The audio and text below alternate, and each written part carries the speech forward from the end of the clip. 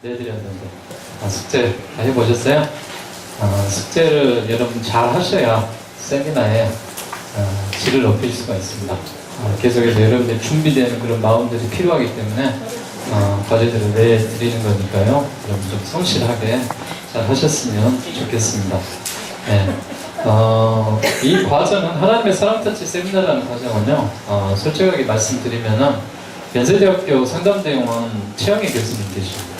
그 교수님이 이렇게 대학원 학생들을 대상으로 이렇게 실습을 진행하고 또 나왔던 그런 내용들과 또 오늘의 교회에서 인투스쿨이라는 목회자 강사 세미나가 있습니다. 이 과정에서 나누는 두려움과 자유함의 법칙에 대해서 7주 과정이 있습니다. 그래서 이 14주 과정과 7주 과정을 합쳐서 제가 이제 4주 과정으로 만들어 놓은 거죠. 그러니까 조금은 한 학기 동안 해야 되는 그런 어떤 강의였는데 이거를 4주에 정리하다 보니까 조금은 좀 벅찬 경우도 있고 자세하게 다루지 못한 경우도 있습니다. 그런데 제가 해보니까 그렇더라고요. 한 3주 정도 되면은 이거구나 다 이해해요. 첫 주 때는 누구나 다 힘들어합니다. 그런데 여러분 조금만 시간이 지나면은 오늘 지나고 나면은 조금 이해하리라 여러분 생각하게 됩니다. 자, 오늘 두 번째 시간이고요. 오늘 두 번째 시간은 첫째는 나는 어떤 사람인가에 대해서 저희들이 함께 지난 시간에 가졌었습니다. 여러분 어떤 사람이셨어요? 좋은 사람? 나쁜 사람? 아니면 불평하는 사람? 아니면 긍정적인 사람? 아니면 자신 있는 사람? 멋진 사람? 뭐 각자 생각이 다 다를 겁니다. 속으로 나는 어떤 사람이다 이렇게 한번 좀 그려보고 그 다음에 우리가 진행을 했으면 좋겠습니다. 자, 오늘 시간에는요 상처에 대해서 나누겠습니다. 상처. 그러니까 이 상처가 사람이 받음으로 인해서 아파하는 거죠. 이 상처가 어떻게 생기는 것이고 또 상처를 어떻게 치유하는 것이고 또 가지고 있는 상처들이 어떤 것들이 있는지 조금은 딱딱한 시간이 될 수도 있겠지만 우리가 이런 부분에 대해서 좀 더 자세하게 진행해 나가면서 함께 바라볼 수 있는 그런 시간들이 되었으면 하는 그런 바람입니다. 자, 우리 교재 안으로 들어가서 한번 보도록 하겠습니다. 자, 우리 교재 페이지 나와 있는 이거죠. 나를 아프게 하는 상처 우리 같이 한번 읽겠습니다. 시작.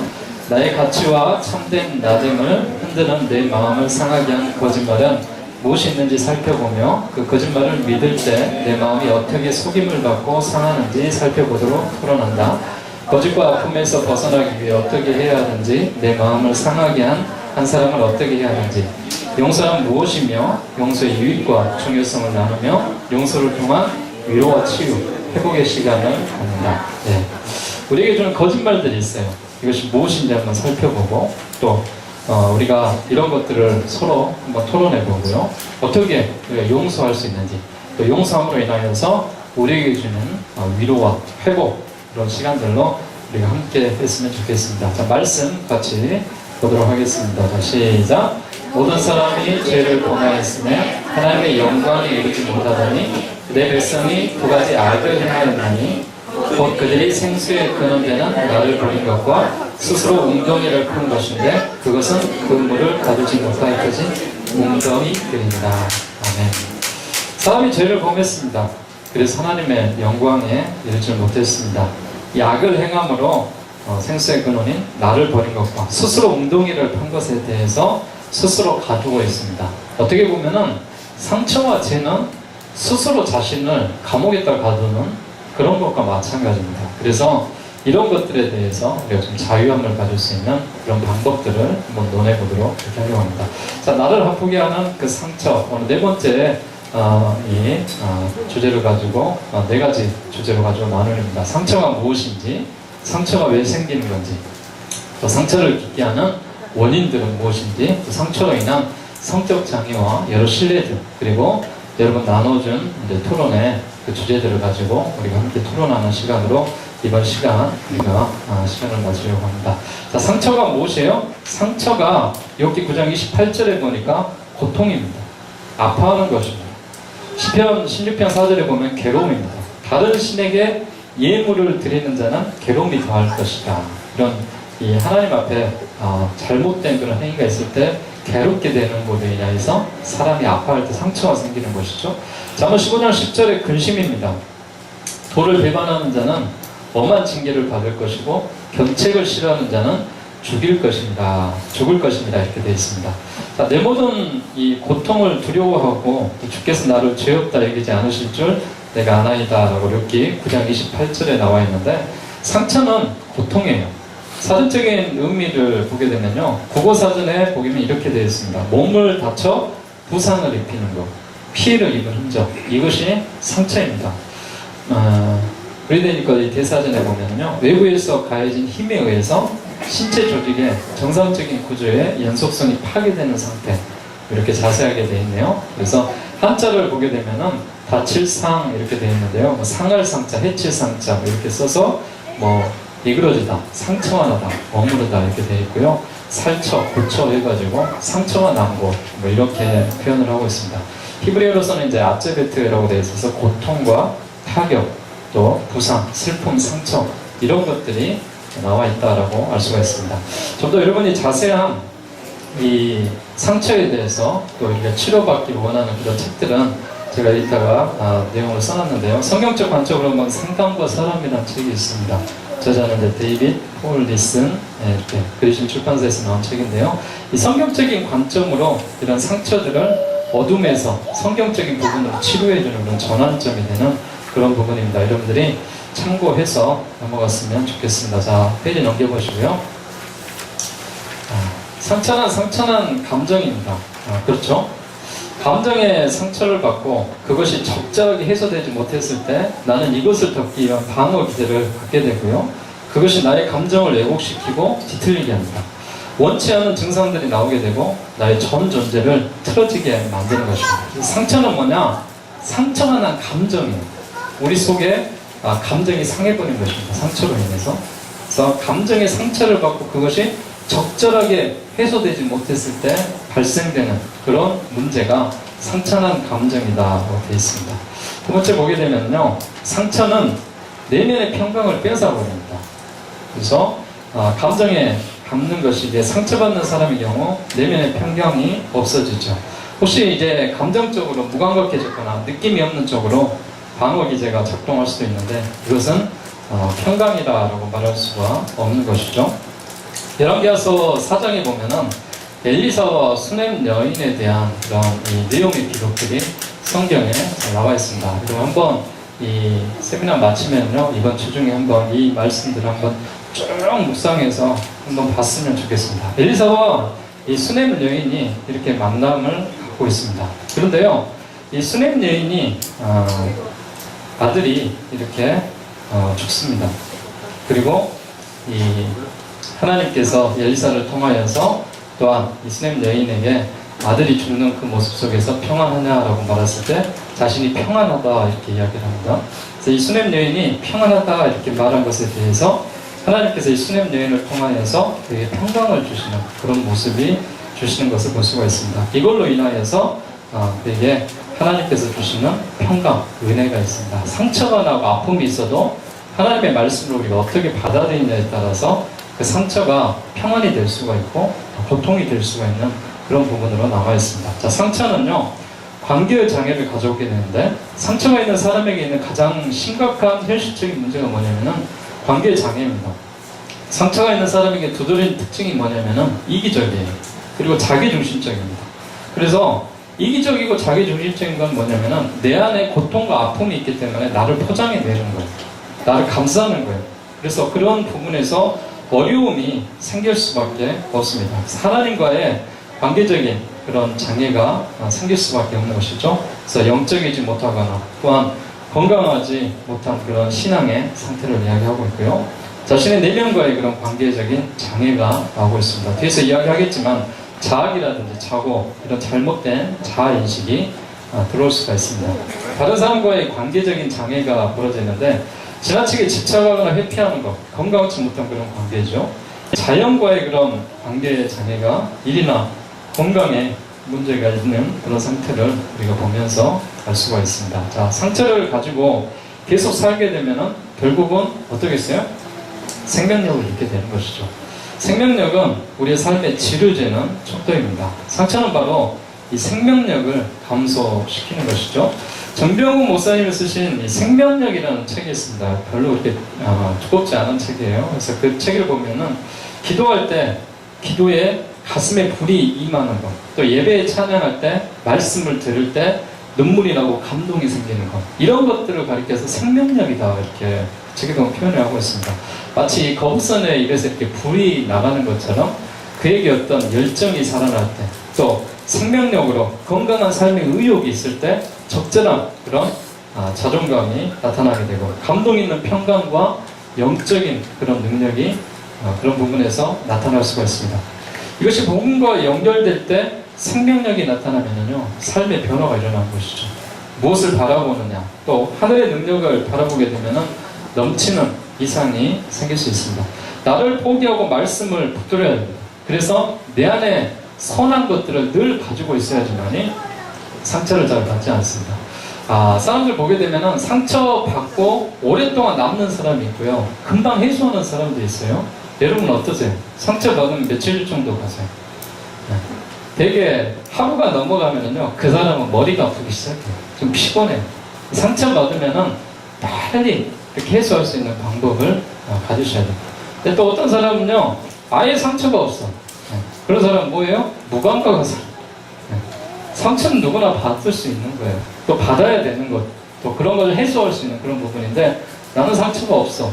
그렇게 스스로를 판단하고 그렇게 하는 것도 역시 그 사람에게는 질병이 될 수가 있는 거예요. 그래서 누구에게나 이런 상처들은 다 있다라는 것을 우리가 한번 이 책을 통해서 우리가 알 수가 있고요. 자, 상처가 왜 생길까요? 뭐 때문에? 상처가 뭐 때문에 생길까요? 원인이 뭘까요? 한 단어로 이야기하자면 욕심. 욕심? 네. 확실하십니까? 예. 진짜입니까? 예. 땡. 상처는요, 한마디로 이야기하면은 죄 때문입니다. 욕심은 죄의 하나에 포함되어 있는 그런 부분으로 들어가겠죠. 자, 우리 말씀 한번 같이 로마서 1장 28절 32절 같이 공부하겠습니다. 시작. 또한 그들이 마음에 하나님 두기를 싫어하네 하나님께서 그들을 그 상실한 마음대로 내버려 두사 합당치 못한 일을 하게 하셨으니 곧 모든 불의, 추악, 탐욕, 악의가 가득한 자요, 시기, 살인, 분쟁, 사기, 악독이 가득한 자요, 수군수군하는 자요, 비방하는 자요, 하나님께서 미워하시는 자요, 능욕하는 자요, 교만한 자요, 자랑하는 자요, 악을 도모하는 자요, 부모를 거역하는 자요. 자, 거기에다가 동그라미 쭉쭉쭉쭉 치시면 되겠죠? 불의, 추악, 탐욕, 악의, 시기, 살인, 분쟁, 시기, 악독, 수군수군, 비방, 미워하는 것, 능욕, 교만, 자랑, 악, 부모를 거역하는 것, 이런 부분들이 상처가 생기는 원인입니다. 이러한 것들이 사람에게 들어왔을 때 이러한 것들을 우리가 한마디로 표현하자면 죄다 이렇게 이야기를 하죠. 인간은 본질적으로 죄인입니다. 죄를 갖고 우리가 태어나고 있습니다. 이 그림은 이 예수님과 니고데모 선생님에 대한 이런 대화죠. 요한복음 3장에 보게 되면은 유태인의 지도자 니고데모가 나옵니다. 가나안 혼인잔치와 또 성전 청결 사건을 다 거행하고 나서 이 니고데모가 예수님을 찾아오죠. 그래서 하나님의 선생님이신 예수님을 찾아와서 선생님, 제가 질문이 있습니다. 사람이 거듭나지 않으면은 어떻게 해야 하늘나라를 갈 수 있습니까? 이런 질문을 하죠. 그래서 예수님이 뭐라고 그랬죠? 네, 거듭나지 않고는 하늘나라에 갈 수 없느니라 이렇게 이야기합니다. 하늘나라에 어떻게 들어가는가 그렇게 다시 이야기를 했을 때 물과 성령으로 나지 않으면은 예수님을 믿지 않으면은 하나님을 믿지 않으면은 우리는 영생을 얻을 수 없다. 이런 대화의 그런 모습으로 가지고 있습니다. 인간이 본질적으로 죄인입니다. 죄인이기 때문에 누구에게나 죄를 갖고 있다라는 것을 우리가 알 수가 있습니다. 이 죄가 어디서 들어왔어요? 바로 아담과 하와에서부터 원죄가 들어왔습니다. 에덴 동산에 우리가 비유를 보게 되면은 죄가 들어온 후에 생명이 사라집니다. 여기 보십시오. 이게 빨갛게 일어난 부분이 생명으로 제가 지금 표시를 지금 해놨어요. 이 생명이라는 것은 사람이 생명력을 가지고 살아갈 수 있는, 회복할 수 있는 그 어떤 불입니다. 이게 우리가 성령의 불이라고 할 수도 있고 하나님의 마음이라고 할 수도 있고 또 우리에게 주시는 신앙과 믿음이 이 안으로 우리가 이렇게 생각을 하고 있습니다. 그래서 이런 부분에서요, 죄가 들어온 후에 어떤 모습으로 변화되냐, 바로 이 생명이 사라져버림으로 인하여서 사람이 죽을 수밖에 없는 그런 모습으로서 우리가 나올 수가 있죠. 그래서 이런 부분에서 생명이 사라지지 않도록 우리가 늘 하나님 앞에 기도하고 또 죄를 잘 처리해 나가야 되겠죠. 근데 이 어떤 모습에서 또 죄가 들어오냐, 좋은 환경에서도 범죄율이 낮게 하는 것과 상관없이 많이 나타나는 그런 부분이 나와 있습니다. 예를 들면요, 되게 하이칼라에 있는 사람들이 점도둑이 많아요. 그런 부분이 있습니다. 왜냐하면 자신이 어떤 하이칼라를 갖고 있기 때문에 이런 도병이 있는 사람들도 있어요. 그래서 작은 이런 물건, 예를 들면 뭐 볼펜이 욕심나서 갖고 간다라든지 뭐 이렇게 하는 게, 그게 어떻게 보면은 자기가 가지고 있는 그런 상처 때문에 그런 거예요. 죄 때문에 그런 거예요. 이런 것들을 다 해소하지 못하기 때문에 이런 부분이 생기는 거예요. 그래서 괜히 보게 되면 좋아 보이면은 내 것을 취하고 싶어. 그런 부분들이 사람이 누구에게나 갖고 있는 그런 부분에 있습니다. 자, 예를 들면은 이런 처음부터 이 아담과 하와에게 죄가 들어오지는 않았죠. 처음에 하나님이 창조하셨을 때는 이들에게는 이 생명이 있는 그런 모습이었어요. 그런데 동산 중앙에 있는 이 선악과의 나무를 따먹지 말라고 그랬거든요. 근데 이 사단이 자꾸 유혹을 하는 거예요. 이건 먹어봐. 그러면 눈이 밝아져. 하나님처럼 돼. 얼마나 맛있는 과일인데. 하나님이 하나님처럼 될까봐 못 먹게 하는 거예요. 그러자 이 여자가 이 먹음직스러운 과일을 땁니다. 따가지고 혼자 먹으면 좋은데 누구하고 같이 먹어요? 아담하고 같이 먹어요. 그래서 여자를 잘 만나야 돼요. 여자를 잘 만나야지 우리가 이런 범죄에 상하지 않는다. 그래서 어찌됐든 간에 이걸로 인해서 죄가 들어왔어요. 죄가 들어옴으로 인하여서 어떤 일이 벌어져요? 이들이 벌거벗었다는 것에 대해서 부끄러움을 느끼기 시작합니다.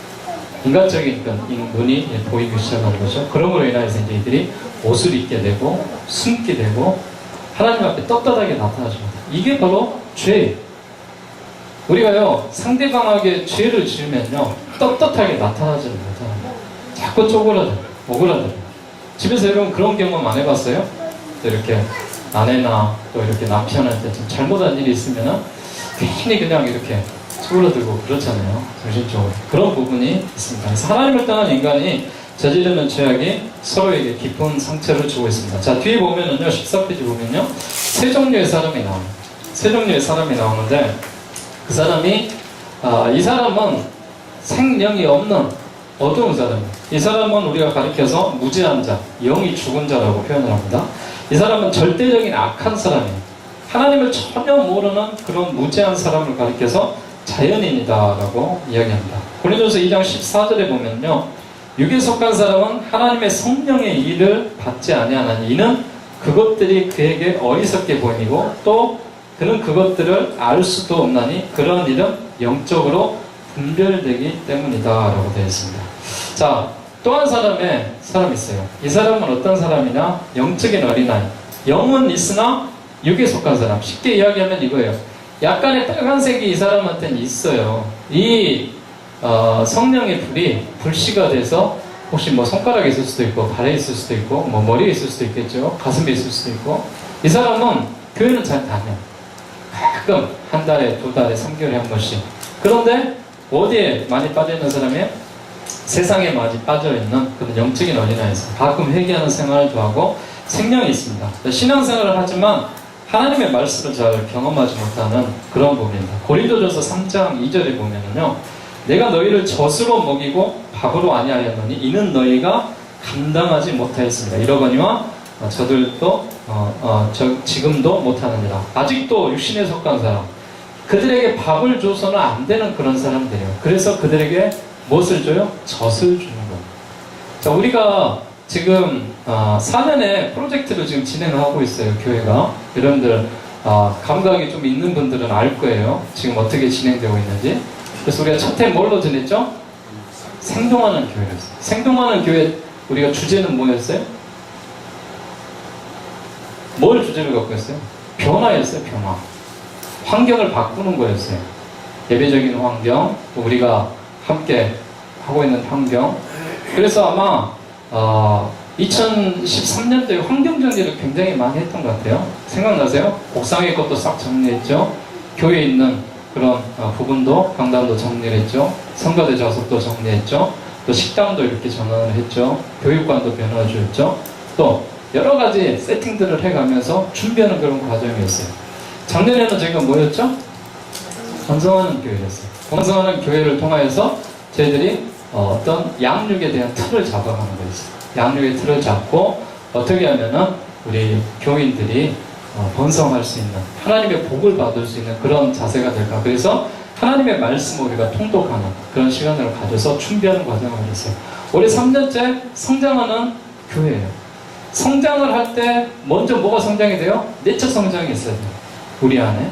그래서 이 세미나 마쳐지게 되면 오후부터 다시 성경 강의 시작합니다. 그래서 1년 동안 저희들이 성경 강의를 하면서 다시 한번 하나님의 말씀으로 정리를 해 나가는 거예요. 그러면서 우리 양육반의 이제 최고의 과정으로 제자훈련이 시작돼요. 그래서 제자훈련이 시작되게 되면은 큐티가 가장 기본적으로 들어옵니다. 제자훈련 과정에서는. 그래서 큐티를 어떻게 할 수 있는가? 그들에게 우유를 먹이는 신앙에서 이제 밥을 먹을 수 있는 신앙으로 변화시키는 게 이 큐티입니다. 그래서 저희가 조금 가능하면은 전체적으로 큐티 학교를 후반기에는 한번, 아니면 내년 초에 해가지고 저희들이 2016년도에는 큐티하는 교회로 나가는 것이 진정으로 우리가 교회가 성숙해 나가는 그런 과정을 나가야 됩니다. 근데 제가 여러분들한테 큐티하라고 권하지 않습니다, 지금은. 왜냐면은 해도 오래 못하기 때문에, 해도 실패하기 때문에. 그건 뭐냐면은 과정과 준비가 안 돼 있는 거예요. 말씀의 토양이 준비가 안 돼 있고, 교육이 안 돼 있고, 훈련이 안 돼 있는데 갑자기 밥을 먹이게 되면 뭐가 돼요? 소화가 안 되는 거예요. 똑같습니다. 우리도 영적으로 이런 준비의 과정들이 필요한 거예요. 이런 세미나를 통해서요, 여러분들이 참여를 하셔야 돼요. 참여를 해가지고 그래서 얻고자 하는 것들을 하나하나 여러분들이 얻어 나가야 됩니다. 자, 세 번째는 어떤 사람이냐? 이런 사람이에요. 바로 영적인 사람. 예수님을 구주로 삼고 예수님 중심으로 살아가는 사람. 이 사람은 늘 하나님의 성령의 이끌림을 받기 때문에 문제가 일어나지 않습니다. 굉장히 평안하고요, 은혜롭고, 죄가 생기면 이 불 가운데 다 타버립니다. 그러나 죄가 생겨도 이 불씨를 덮어버릴 수가 있는 사람. 이런 부분에서 우리가 이 무지한 자에서, 또 영적인 어린아이에서 이제 성령이 충만한 사람으로 변화되어야지만이 우리가 이런 부분에서 승리할 수 있는 그런 부분으로 나아갈 수 있다라고 될 수 있습니다. 자, 죄가 생기는 원인에 대해서 한번 보도록 하겠습니다. 로마서 1장 28절에서 32절 앞에 나와 있는 그 말씀인데요. 하나님을 떠난 인간이 저지르는 죄악이 서로에게 깊은 상처를 주는 이런 부분이 있습니다. 그래서 어거스틴이 말하기를 절대적인 선 속에서 상대적인 악을 행하는 사람이다. 불신자는요, 절대적인 악 속에서 상대적인 선을 행하는 사람이다 라고 이야기하고 있습니다. 생명이 있느냐 없느냐가 굉장히 중요한 그런 부분을 차지하고 있는 것을 우리가 잘 알 수가 있습니다. 자, 여러분, 우리가 이런 죄 가운데 생기는 것들이 원인이 되는 것이 상처인데요, 자신 때문에 생길 수도 있고요, 타인 때문에 생길 수도 있습니다. 그래서 오늘 주제는 상처입니다. 이 상처에 대해서 어떻게 들어오는지, 어떻게 생겨나는지, 잘못된 우리 사고 체계를 한번 뒤에 부록에 보시면은 나와 있을 것 같아요. 자, 뒤에 부록 한번 봐보세요. 뒤에 부록에 4. 잘못된 사고 체계라고 되어 있죠? 네. 잘못된 사고 체계. 이런 체계들 때문에 문제가 생기는데요. 여러분은 몇 개나 되는지 한번 동그라미 한번 쳐보세요. 자신한테 표현되는 거죠. 첫 번째는 모든 사람에게 사랑과 인정을 받아야 돼요. 정말 피곤하죠. 담대함이 없어지고 사람의 눈치를 보게 되는 그런 경우가 잘못된 사고 체계입니다. 두 번째는요, 내가 행복하려면 모든 면에서 유능해야 돼요. 네. 자기가 최고가 되는 그런 모습. 그래서 우리의 행복은 주님께 모든 것을 맡겼을 때 다 해결받을 수 있고 가능하게 될 수 있는 이런 부분이다라고 알 수 있고요. 세 번째 보면 사람들의 잘못에 반응을 해야 한다, 이렇게 되죠. 잘못은 여러분 지적하는 것보다 감싸주는 그런 사람이 돼야 돼요. 또 그 죄에 대해서 내가 그 일에 대해서 하지 않아도 다른 사람이 할 수 있는 사람이 많아요. 될 수 있으면 나는 의인이 하는 일들에 대해서 많이 할 수 있는 그런 사람이 됐으면 좋겠습니다. 네 번째는 거절과 불공평, 원하는 대로 되지 않을 때 용납할 수가 없는 거예요. 그런 사람들도 있죠. 내 감정이 외부의 영향을 받는 것은 어쩔 수가 없습니다. 어려움은 직면하는 것보다 회피하는 것이 낫다라고 생각합니다. 과거, 학벌이나 경력 등 어쩔 수 없으나 나의 삶에 큰 영향을 줍니다. 인생의 가치는 승패에 있다라고 생각합니다. 그래서 모든 가치는 우리가 주님께 맡기는 그런 부분이 좋은데요. 하나님은 공부를 잘하는 사람을 더 존귀하게 여기실 것 같다. 이런 생각을 하고 있는 사람, 물론 잘못된 사고책입니다. 나는 머리가 나쁘고 나 자신의 모든 삶이 싫어서 나는 잘 못하는 것 같다. 이렇게 느끼는 것도 역시 이것은 사단이 주는 잘못된 생각입니다. 하나님의 팔은 무섭고 힘든 것이다. 하나님의 팔은요, 사랑과 공의의 하나님, 은혜의 하나님이십니다. 부자는 성공한 사람이고 가난하고 무식한 사람은 대수롭지 않게 여긴다. 남자는 울거나 감정의 표현을 하면 안 된다. 그런가요? 하나님은 내가 싫어하는 것만 시키신다. 꼭 그러시는 하나님인가요? 모든 일은 완벽해야 한다. 따라서 실수는 용납할 수 없다. 하나님은 나 같은 사람은 사용하지 않을 것이다. 내 성격은 이렇기 때문에 어쩔 수가 없다. 이외에도 여성, 편견, 또 유교적인 사상, 여러 가지 방식의 잘못된 사고 체계들을 우리가 가지고 있는 많은 부분들이 있다는 것을 여러분 우리가 아셔야 됩니다. 자, 상처를 깊게 하는 다시 우리 교재 14페이지 들어가 보시고요. 상처를 깊게 하는 7가지 원인들이 있습니다. 자, 어떤 것들이 상처를 받아서 더 깊이 파고드는지 여러분 한번 보시기 바랍니다. 영의 건강과 치유, 최영희 교수님이 내렸던 7가지 진리의 문증인데요. 진리에 대한 지식이 부족이나 오해로 인해서 이런 부분이 생긴다라고 했습니다. 지난 시간에 어떤 그런 이야기를 했죠. 사실이라는 그 똑같은 그 현장 속에서 우리가 세상 속에서 살고 있어요. 그런데 이것을 내가 불신의 믿음을 갖고 있냐 확신의 믿음을 갖고 있냐에 따라서 달라지는 거예요. 어떻게요? 긍정의 믿음을 갖고 있으면은 어때요? 좋은 감정이 일어나지만 불평의 믿음을 갖고 있으면은 불만의 감정이 생기는 거예요. 그걸로 인하여서 어떤 부분이 돼요?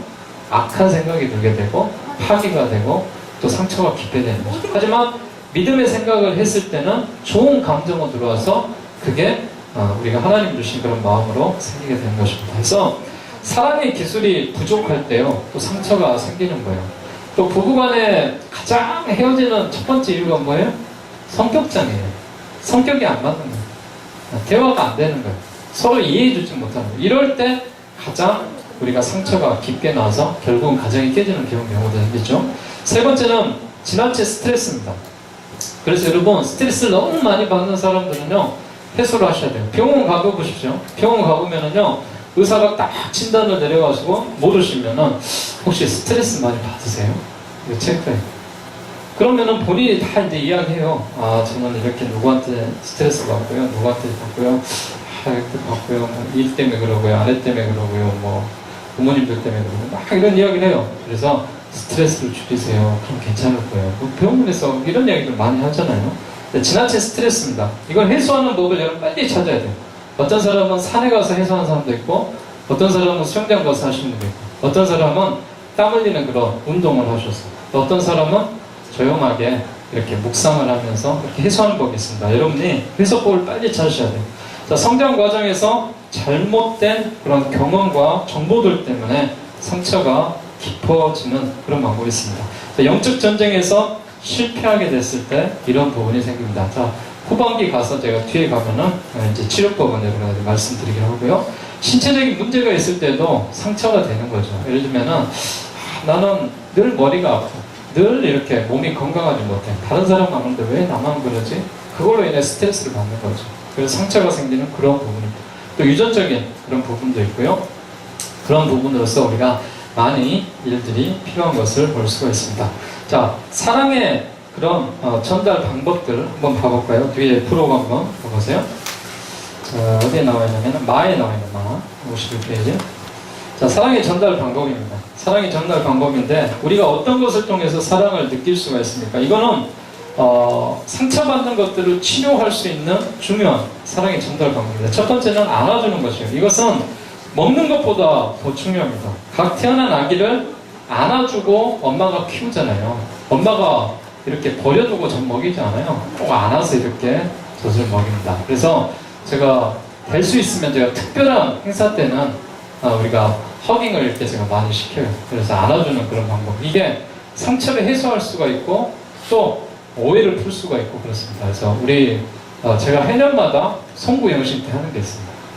늘 그건 제대하려고 하는데 뭐냐면은 원을 이렇게 싹 둘러가지고 서로 이렇게 같이 기도하고 이렇게 돌아가면서 같이 이렇게 안아주면서 또 1년 동안에 혹시 마음이 아팠던 일이 있으면 또 사과도 하고 또 좋은 일 있으면 다시 회복도 하고 그런 시간들을 여러분들한테 제공을 해주는 거예요.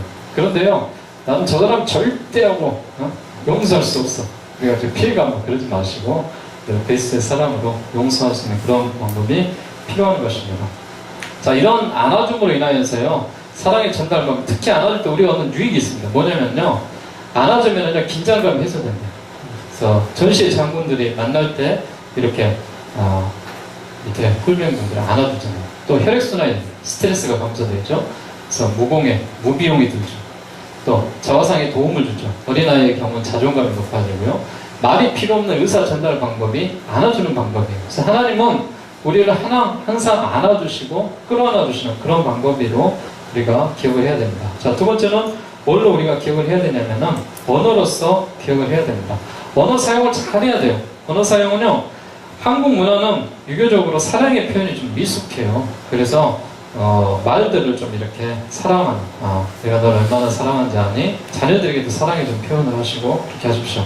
또 신체적인 접촉, 뭐 뽀뽀, 표정, 말의 억양, 제스처 이렇게 되어 있는데 여러분이 가지고 있는 그런 무브 속에서도 여러분이 같이 자녀들과 같이 나눌 수 있는 그런 부분을 해주시면 좋겠습니다.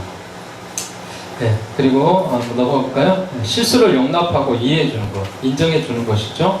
좋은 친구는 오래 신은 신발과도 같아 이렇게 되어 있습니다. 혹시 가까운 사람이 실수를 하더라도 좀 인정해주고 해주시면 좋겠습니다. 아픔을 나누고 또 칭찬과 위로 격려, 고치고 오는 아이에게 자신에게 관심을 끌기 위해서 그렇게 한다라고 이렇게 되어 있는데요. 그런 부분에서 아픔을 좀 나눠주고 이해해주는 그런 부분이 필요합니다. 기타 우리가 존중과 약속을 지킴으로 인해서 자랑스러워하고 희생해줄 수 있는 이런 부분이 우리에게 들어왔을 때 좋은 은혜가 되는 걸로 봅니다. 자, 앞에 보면은 사랑의 필요 시기가 있죠. 사랑의 필요 시기. 우리 부록의 51페이지 나와있네요. 언제부터 이런 사랑이 필요한가요? 잉태할 때부터 필요합니다. 잉태는 가장 깨끗한 사랑의 선물이기 때문에 그렇습니다. 임신 기간 중에 필요합니다. 태아는 3개월이면 모든 부분이 성장을 한다고 하죠. 그래서 태교가 그만큼의 중요한 일을 하고 있습니다. 그래서 태어난 후에 또 거절감이나 외로움이나 이런 것을 느끼지 않도록 우리가 해나가는 것입니다. 어린 시절에 자주 이상한 사람은 친구를 깊이 사귀지 못하고요. 또 예민하고 이런 많은 그런 부분이 있는데 이런 부분에서 사랑의 필요 시기입니다. 특히 사춘기 우리 학생들한테는요, 절대적으로 사랑이 필요합니다. 가장 조심해야 될 것은 그 음란과 성에 관한 것들, 인기가 없거나 공부를 못할 때, 대학 입시에 대한 중압감을 느낄 때 우리 부모님들이 이런 부분에 대해서도 사춘기 학생들한테 잘해주셔야 돼요. 청년 시절도 중요합니다. 따돌림을 받거나 외면당하고 피기호식 당하면요, 나중에 가정을 이루는데 문제가 생깁니다. 이런 부분에서 문제가 생기지 않도록 우리가 해주셔야 되는 거고요. 또 결혼 생활을 할 때도 배우자의 말 한마디가 상처가 됩니다. 그래서 좀 상대방을 생각해서 좀 이야기를, 대화를 했으면 좋겠어요. 그래서요, 상대방 부부들이 이렇게 모일 때요, 물론 두 분이 있을 때는 친하니까 뭐 3살 차이, 7살 차이에도 막 반말하고 그렇게 한다는데, 밖에 나가셔서 또 아니면은 아이들 앞에서는 존댓말을 서로 좀 써보시는 게 좋습니다. 그러면은요, 상처난 말을 좀 덜하게 돼요. 존댓말을 쓰게 되면. 그래서 그런 부분도 좀 필요하고요. 직장 생활에서 직장과 교회, 또 상반된 그런 가치관, 동료의 상하간의 그런 관계, 또 승진이라든지 누락이라든지 이런 걸로 인해서 또 스트레스를 받게 하는데 이런 부분에서도 사랑이 필요하죠. 노년기에도 물론 사랑이 필요합니다. 무력감에 빠지고 또 죽음에 대한 공포 이런 것들이 있어서 그런 부분이 생기는 그런 부분이 있습니다. 여러분들 자세하게는 한 번 더 읽어볼 수 있기를 바라겠습니다. 자, 넘어가고요. 앞에 여러분 보십시오. 이제 우리가 상처로 인한 성격장애 실예들을 보고 우리가 실습하는 시간 갖도록 하겠습니다. 자, 상처로 인한 성격장애 여러 실례들인데요. 지금 가장 나를 아프게 한 것이 무엇인가라는 것이죠. 모든 사람은 상처로부터 위로를 받아야 됩니다. 그래야지만 회복될 수가 있습니다. 지금부터 이야기하는 이 상처들은요, 어떻게 보면은 가장 큰 내적인 그런 상처들을 다루고 있습니다. 그래서 이런 상처들이 있다라고, 이건 여러분들이 이렇게 있다, 이런 상처가 있구나, 나는 이런 상처에 가깝구나, 한번 그 정도 생각을 하고 넘어가셨으면 좋겠습니다. 첫 번째는 편집증입니다. 이 편집증은 어렸을 때 내가 사랑을 받지 못하고 기본적인 신뢰에 혼동이 생겼을 때 받는 그런 상처가 있습니다. 이 편집증 장애는요, 충분한 근거 없이 다른 사람이 자신을 살피고 해를 끼치고 속인다고 의심을 하고 있습니다. 그래서 친구나 동료의 믿음에 대해서 근거 없이 그냥 의심을 많이 하는 사람 있죠. 저 사람 좀 편집증 증세가 있는 것 같아. 어릴 적에 사랑을 받지 못했기 때문에 신뢰가 혼동되는 그런 부분이 편집성 인격 장애로 우리가 잘 나타날 수가 있습니다. 여자들이 많이 갖고 있는 게 뭐죠? 히스테리. 여성 히스테리. 이 경우 나와 있죠.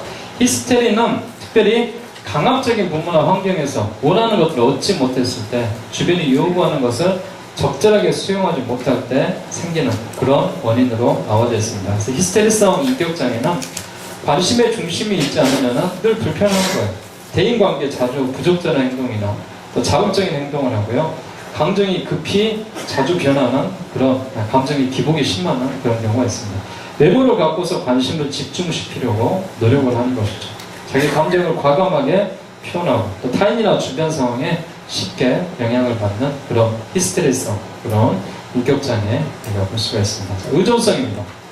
의존성은 아버지가 없는 가정에서 성장을 했거나 또 부모에게 버림받는 그런 상처가 있는 사람들입니다. 자, 이런 상처가 있는 사람들은 어때요?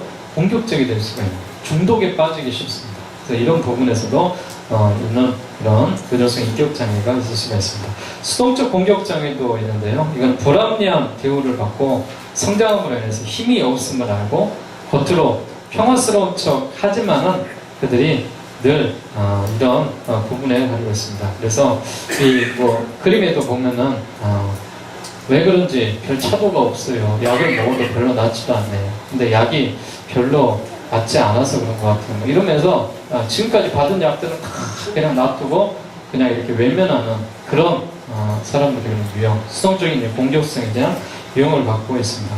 자, 경계선 성격장애, 가정의 환경의 급속한 변화로 무엇을 어떻게 해야 할지 모르는 환경에서 자라는 성장기에서 학대를 받는 이런 부분에 이제 경계선 성격장애가 생기겠습니다. 이 사람들 늘 불안하죠. 어디로 튈지 모르고 넘어지면 쓰러질 것 같고 불편하고 또 남을 극단적으로 이상화하거나 과소평가하는 것을 반복하고 또 자살 시도나 제스처 또 자해 행동을 많이 해나가는 그런 부분이 있습니다. 강박증이 있습니다. 강박증은 장기적인 축적된 스트레스나 외부에서 큰 충격으로 인해서 생기는 정신질환입니다. 갑자기 내가 운전을 하는데 사람이 튀어나올 것 같아요. 이런 것들을 강박증 증상이다 이런 이야기를 하죠. 자신의 기준을 채우려다가 일을 못 마치곤 합니다. 양심의 가책을 쉽게 느끼고 있고 또 성격이 경직되고 완강한 이런 부분이 강박성 인격 장애로 되어 있습니다. 자, 7번째는 이제 완벽주의도 있네요. 부모가 너무 청결함을 강조하는 것이죠. 그래서 매일 시간마다 아침 저녁으로 쓸고 닦아야 돼. 먼지 하나 있으면 그걸 보지를 못해. 그래서 아이가 막 이렇게 옷에다 뭘 흘렸다거나 그러면은 엄마가 막 때려. 그리고 3살, 4살 때까지 소변 못 가린다고 막 하면은 이 아이가 나중에 커서 뭐가 돼요? 강박증이 생겨요. 저거 떨어졌으면 우리 엄마한테 혼나나. 그러면서 이제 그런 부분이 생기죠. 그래서 이런 거는 청결하다거나 시간 없어 정리정돈, 타협이 없는 그런 사람들의 어떤 현상이 되겠고요. 율법주의나 자기 기준이 있고요. 지나치게 감정이나 규칙에 얽매이는 그런 부분이 있습니다. 자신으로 인해서 불행한 자학 보십시오. 자학은 자신으로 인해서 불행한 사건이 발생했다고 믿고 있는 경우죠. 자신이 불필요하다고 인식을 갖고 있는 거예요. 그래서 자학은 스스로 나를 막 때리고 스스로 자기를 막 이렇게 가둬놓고 죄책감과 열등감 속에서 자기가 헤어나올 수 없는 그런 부분이 있습니다. 자, 9번째는 뭐냐면은 회피성입니다. 하기 싫은 것을 강요당한 그런 경험을 갖고 있는 것이죠. 믿었던 사람에게 비반을 당하는 것이죠. 야, 저 사람이 어떻게 나한테 그럴 수가 있어? 내가 이 사람만은 믿었는데. 그래서 비난과 거절과 불안정이 두려워서 꼭 만나야 할 사람을 안 만나는 그런 경우가 있습니다. 그런 부분에서 문제가 생기고 아파하는 그런 부분이 있습니다. 네. 이런 일들이 여러분 남의 일이겠습니까? 참지 못하는 성격이라든지 마음이 불안하고 신경이 날카롭고 잠을 못 이루고 죽고 싶은 그런 마음이 생기는 그런 경우가 있습니다. 몸이 개운치 못하고요, 보복하려는 그런 마음들이 생기고 우울하고 괴롭고 남을 만나고 싶지 않은 그런 부분이 있습니다. 여러분, 이런 증상들이 꼭 남의 일만은 아닙니다. 나에게 갖고 있는 그런 증상과 문제가 생길 수 있는 그런 부분이 나에게도 있다. 나에게도 있는 이런 부분들이 많이 나타난다는 것을 여러분들이 한 번 더 깨닫고 그렇게 하셨으면 좋겠습니다. 자, 이런 부분들이 여러분 두 번째 시간에 상처가 이런 것이다라는 것을 우리가 함께 이론을 통해서 잠깐 짚어봤고요. 나를 아프게 하는 상처가 과연 어떤 것들이 있는지, 또 이런 상처로 난 감정들을 우리가 어떻게 또 해소하고 풀어야 되는지, 또 상처를 깊게 하는 원인들이라든지 상처로 인한 성격 장애들에 대해서 우리가 살펴봤습니다. 자, 이 시간에 이제 우리가 소그룹 토의를 할 건데요. 여러분이 제가 숙제 내줬던 부분이 있죠. 숙제 내줬던 부분이 있는데 그 부분에서 여러분들이 이렇게 보시고 한번 체크를 해보는 그런 상태를 이야기하고 있습니다. 혹시 그 내용 중에 좀 어려운 부분이 있어요? 이해가 잘 안 되는 부분. 뭐 다른 것들은 뭐 쉽게 뭐 인터넷 게으름, 뭐 시기 질투 다 하겠고요. 열등감, 뭐 이기적, 과대망상, 술, 명소, 뭐 전화, 늦잠, 교만, 책임전과 성적 욕망, 뭐 포기, 부타, 식욕, 자책감, 핍절의식. 핍절의식이 뭐냐면요, 나는 아무것도 가진 것이 없다고 생각하는 거예요. 네. 상대방은 다 갖고 있는데 나만 없다라고 생각하는 거예요. 이게 이제 핍절의식입니다. 그래서 자신이 없다라고 생각을 하는 그런 부분이죠. 내가 절제가 안 되는 그런 부분을 여러분 한번 체크를 해보는 시간입니다. 자, 이제 각 조장들이요, 숙제 해오신 것들을 이렇게 해가지고 각 조에서 체크를 하셔가지고요, 각 조에 나온 것들 다 체크해 주십시오. 그래서 거기에서 가장 우리 조에서 심한 것들이 무엇인가 한번 골라서 한번 써보고요. 한 두세 가지 정도. 그래서 사탄이 주는 거짓 메시지는 무엇이고, 하나님의 메시지는, 반대 정신은 무엇인지, 어떻게 해결해야 될 것인지, 이런 부분을 한번 각 조별로 이제 정리를 해서 해보도록 하겠습니다. 아니요, 똑같아요. 네, 저희 가장 절제가 안 되는 것은 게으름, 열등감, 두려움, 불만, 불평, 늦잠, 신호, 핸드폰 뭐 등등 이렇게 표시되었는데요. 그 중에서 가장 심한 것은 게으름과 식욕이었습니다. 집중하세요. 네, 그래서 사탄이 주는 메시지로는 아직 아무도 안 왔을 거야 이렇게 하는 것과 좀 쉬고해도 시간이 충분해, 그 다음에 식욕 같은 경우는 먹고 죽고 계시는 때깔도 좋다 이런 증거가 여기까지 먹고 말아야지 이런 부분들이었습니다.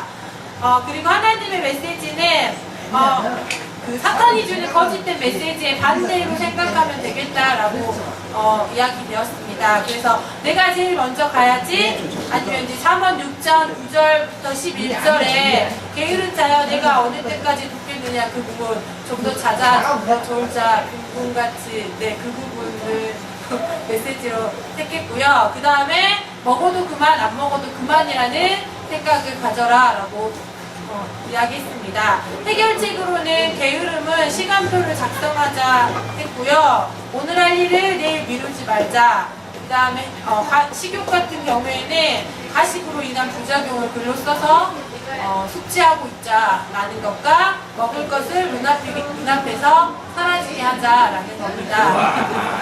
게으름과 식욕을 얘기하면서 비슷하게 많구나라는 걸 느꼈습니다. 근데 처음에 식욕의 해결책을 얘기할 때 해결책이 없다라고 결정을 내렸어요. 처음에는 어떻게 하겠냐, 먹고 싶은데. 때 이제 먹을 것을 눈앞에서 사라지게 하고 멀리 냉장고를 비우고 먹을 것을 멀리 놓자라고 했더니 네. 게으르니까 멀리 놔두면은 안 돼. 라는 것이 가장 좋은 해결책이었습니다. 네. 이 지역 같은 데는 게으름과 식욕에 문제가 생겼죠. 게으른 사람들이 이렇게 사랑합시다.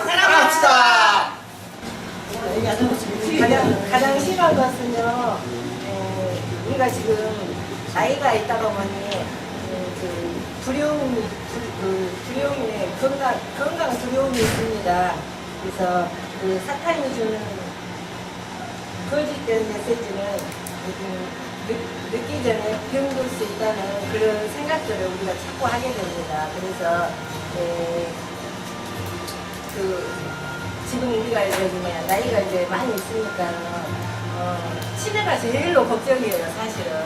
그래서 우리가 그 사람들을 바라볼 때 우리가 치매 걸리지 않을까 이런 자꾸 그런 염려를 하게 되거든요. 그래서 그 염려 가운데 사는데 하나님이 주는 메시지는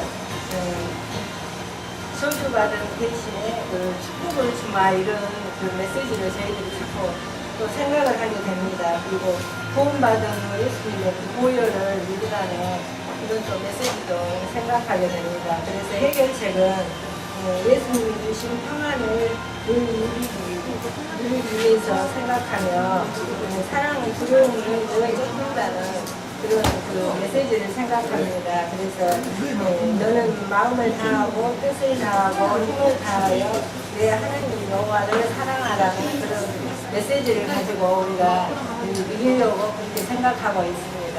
네, 감사합니다. 우리 두려움 가운데 벗어날 수 있는 방법은 예수님의 사랑과 평화를 계속해서 저희들은 그 게으름과 우울함만 들었는데 그 게으름이 보니까 참 모든 사람들 다 게으르다 합니다. 그리고 우울함만이 받았습니다. 사탄이 주는 거짓된 메시지는 조금 더 자자, 조금 더 쉬자, 조금 더 놀자 해서 그런 마음을 먹었습니다. 또 우울한 마음은 도와줄 사람이 없지 않느냐, 나는 누가 도와줄까, 그런 마음을 먹었습니다. 그래서 하나님 주는 메시지 보면 게으르면 빈곤이 채워되고 부지런하면 풍성함이 기대했습니다. 우리가 부지런한 마음을 갖고 생활해야겠다는 것을 합니다. 해결책 보니까 그 게으르거나 우울한 마음을 다 하면 된다고. 최종적으로 보면 내가 하면 그 게으른 마음도 고쳐질 것이 있습니다. 그래서 저희는 하면 된다고 했습니다. 간단합니다. 죄송합니다. 네, 잠깐만겠죠. 네. 자, 정리정돈 나왔습니다. 이거보다 많긴 한데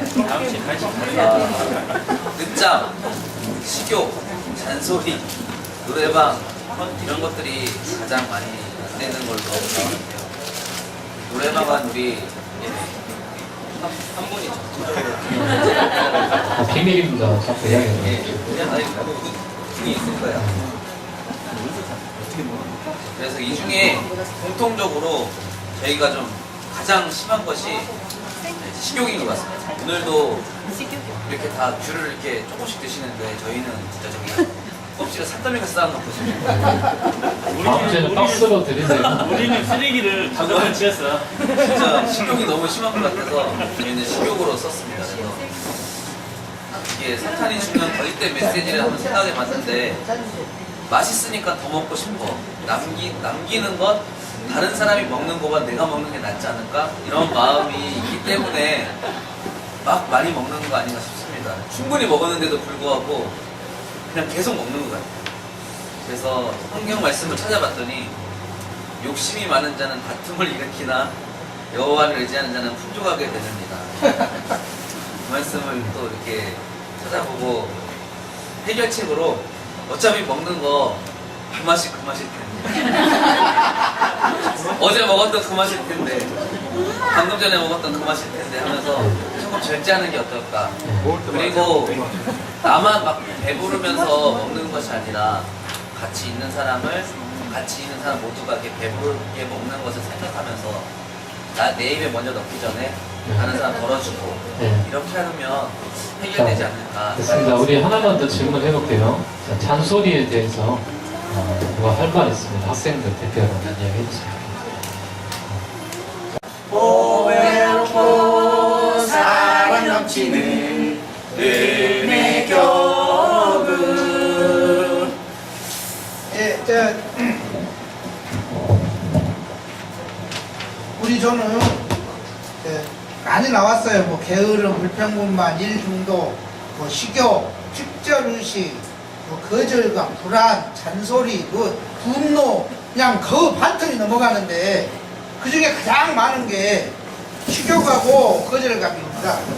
근데 일단 그 사탄이 주는 메시지는 첫 번째 사람이 저거든요. 그냥 있으면 있는 대로 다 먹어봅니다. 그냥 귤 한 박스 있으면 그날 다 끝나버려야 안 먹습니다. 그 정도로 식욕이. 우리 거 컨닝했는데 그리세. 예, 그리고 그 사탄이 주는 좋은 교훈 중에 하나는 먹고 죽은 귀신 때깔도 좋다는 그런 내용입니다. 그리고 그 하나님의 그 밑에 바람 밑에 하나님의 메시지 반대 정신이라고 적어진 것은 예수님이 마귀한테 시험 받을 때 그런 말씀 하셨죠. 인간이 떡으로만 살 것이 아니오 하나님의 말씀으로 산다고 했지 않습니까? 그냥 이 말씀으로 정했습니다. 그리고 그 밑에 해결책은 당신의 식욕을 누를 수 있는 인내를 키우자. 오로지 인내밖에 없다고 했습니다. 거절감이요. 세 분이 지금 나왔어요. 누구누구라고 절대 말 못하겠는데 세 분이 나왔는데 거기에 대한 이와 소면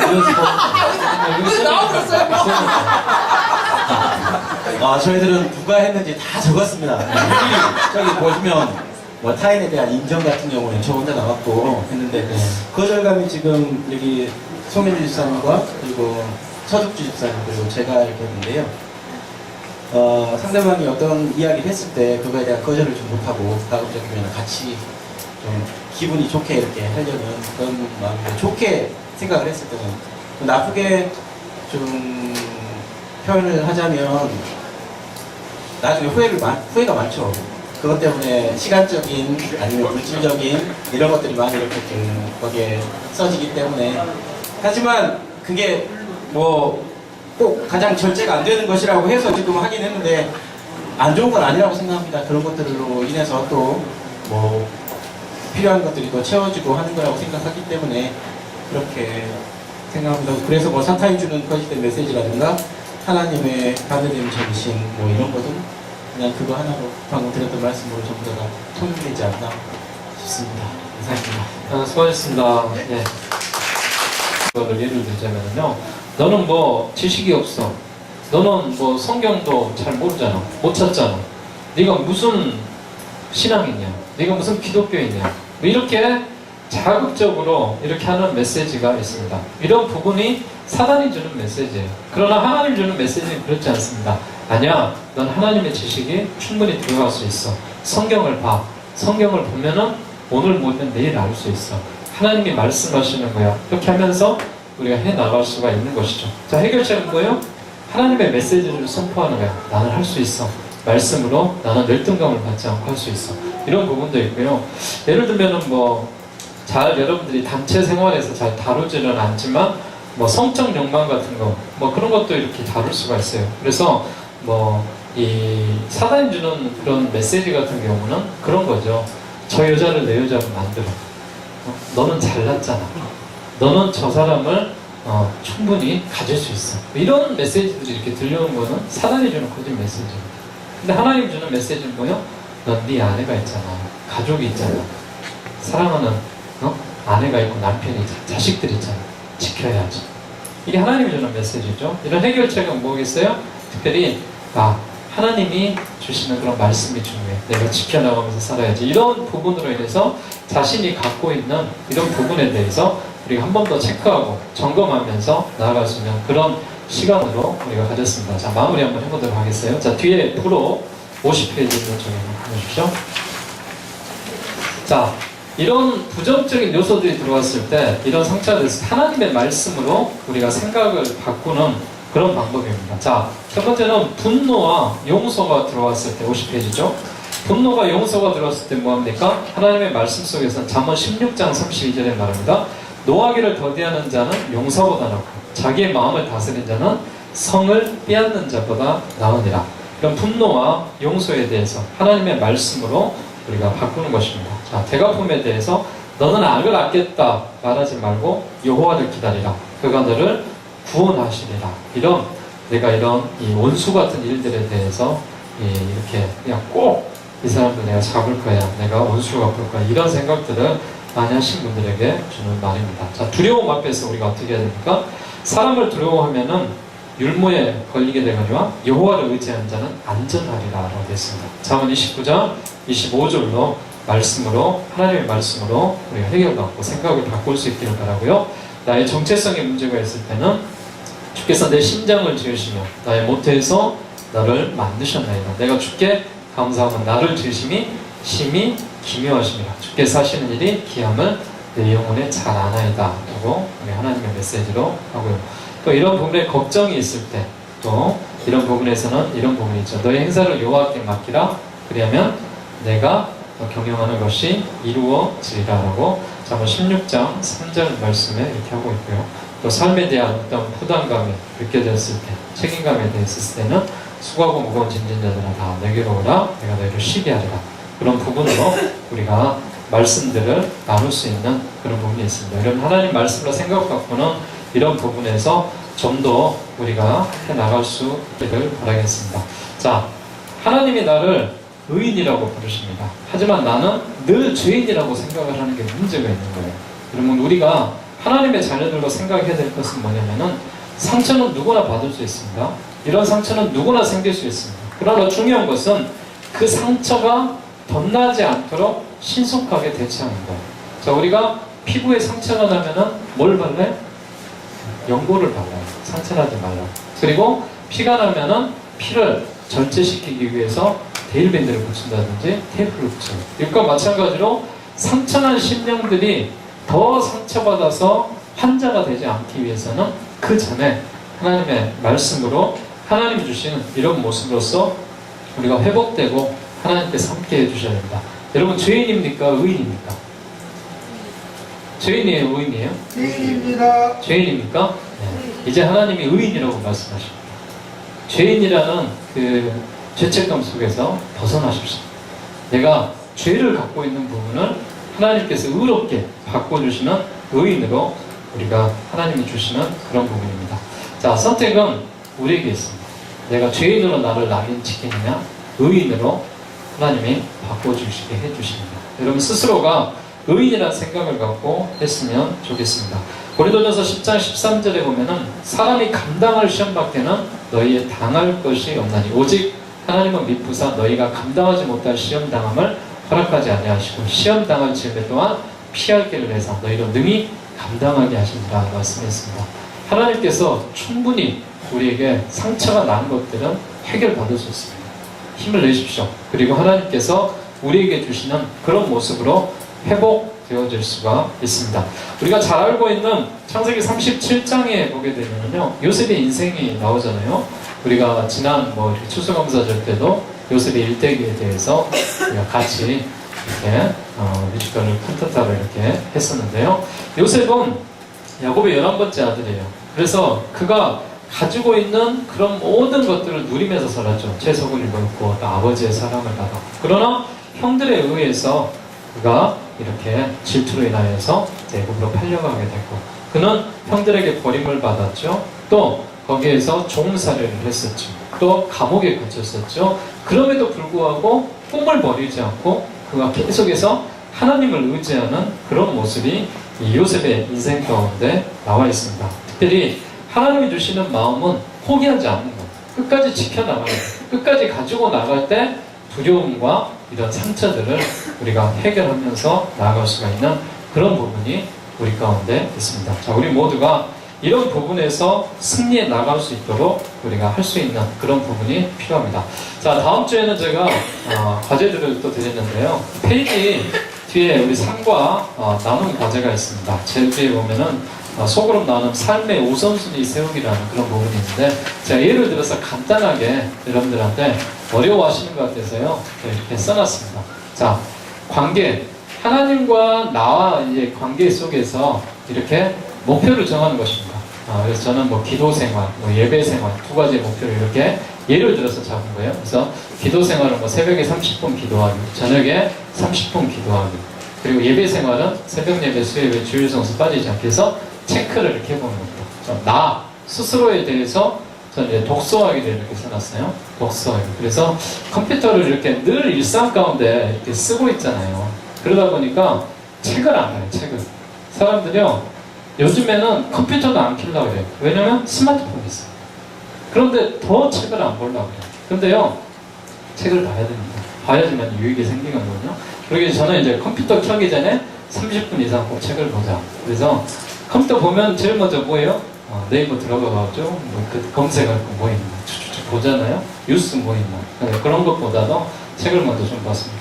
배우자에서 그래서 제가 하는 건 도와주고 잘 안 도와주는지 어쩐지 모르겠는데 말하지 못하는 그 부분들을 한번 찾아보자 이렇게 해놨어요. 그래서 아내가 분명히 이거는 말하지 않더라도 요구한 것이 있을 거다라는 생각, 그런 부분에서 한번 체크를 해보고요. 자녀와 가운데 대화를 목표로 한번 잡았습니다. 그래서 대화 목표를 잡기 위해서 제가 실천할 수 있는 부분은 저녁 식사를 함께 하면은 같이 밥을 먹어서 이야기할 거 아니에요. 그래서 꼭 저녁 시간은 외부 약속을 잡는 것보다 가족끼리 한번 이렇게 해서 시간을 한번 해보자. 또 다른 사람에게는 먼저 전화하기 이렇게 되는데요. 저도요 좀 까칠한 부분이 있어서 남한테 전화 잘 안 합니다. 전화 잘 안 해가고요. 그냥 이렇게 뭐 올 때까지 기다리는데 그게 절대 도움이 안 되잖아요. 끝까지 안 오더라고요. 내가 전화하지 않으면 상대방도 전화 안 합니다. 그러니까 여러분이 먼저 실천하는 부분에서 문자 메시지 먼저 써보고 전화 인사해보고. 네. 제가 이렇게 실천을 하면서 작년에 1년 동안 우리 교인들한테 문자들을 많이 보내봤어요. 행사 때도 보내보고 뭐 이달에 말씀 있으면은 연초에도 보내보고 했는데 답장은 2명 와. 네. 60명 보내면 2명 와요. 네. 그럼 뭐냐면은 똑같아요. 저하고 똑같은 사람들이에요. 이게 잘 안 되는 거예요. 네. 제가 올해부터 다시 한번 문자 보내보겠습니다. 네. 문자 보내보는데 좀 이렇게 진실하게 좀 이렇게 격려의 메시지도 해주고 이렇게 하셨으면 좋겠습니다. 네. 이런 부분에서 여러분 네, 같이 이렇게 해서 단체 문자라 안 오시나요? 개인 문자로 한번 써보도록 하겠습니다. 개인 문자로 한번. 예. 그러면은 요즘에는요 카톡으로 카톡이 아니라 밴드를 이렇게 모임을 많이 해요. 그러니까 성교회별로도 이렇게 모임을 갖고 뭐 교회에서도 하고 좋은 글, 뭐 공지 이런 거 있으면은 많이 할 수 있어요. 그러니까 이 밴드 같은데 같이 가입해가지고 이렇게 할 수 있도록 각 성교회 젊은 기관들에서는 그렇게 여러분들이 하셨으면 좋겠습니다. 자, 이 내용들은 좀 대충 어느 정도 어떻게 하시는지 아시겠죠? 이런 부분에서 다음 주에는 이런 걸 가지고 좀 더 주제를 잡아서 하셨으면 좋겠습니다. 제가 쓰는 목표 똑같이 쓰지 마세요. 이건 제 겁니다. 제가 간단하게 이렇게 해서 앞으로 저는 이렇게 한번 해보는 게 제 목표로 되어 있습니다. 자, 우리 전사님 우리 일단 쳐주시고요. 마무리 하도록 하겠습니다. 자, 우리가 이 시간에는 두 번째 시간으로 상처에 대해서 나눴습니다. 자, 어느 정도 이제 하나님의 사랑 터치에 힘든 부분은 이제 다 지나갔습니다. 조금 딱딱한 부분은 지나갔습니다. 우리가 다음 주에는 어떻게 치유할 것인가, 치유에 대해서 한 번 더 우리가 점검을 하고 하나님 주시는 그런 마음으로 우리가 해나갈 수 있기를 바라겠습니다. 우리 찬양, 고요를 지나 찬양.